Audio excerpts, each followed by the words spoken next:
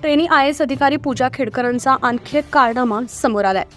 पिंपरी पालिकेच्या वायसीएम रुग्णालयाला खोटा पत्ता आणि बनावट रेशन कार्ड देऊन पूजा खेडकरांनी अपंगत्वाचं प्रमाणपत्र मिळवल्याचं समोर आलंय।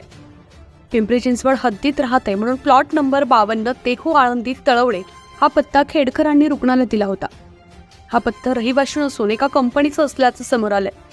थर्मो व्हेरिटा इंजिनिअरिंग प्रायव्हेट लिमिटेड नावाची ही कंपनी आहे जी सध्या बंद अवस्थेत आहे। मात्र कंपनीचा पत्ता रहिवासी म्हणून देत पूजा खेडकरांनी खोटी माहिती दिल्याचं यावरून स्पष्ट होतं। इथं कोणी रहिवाशी नसताना या कंपनीच्या पत्त्यावर बनावट रेशन कार्ड बनवल्याचं आणि त्याचा वापर अपंगत्वाचं प्रमाणपत्र मिळवण्यासाठी झाल्याचंही बोललं जात आहे।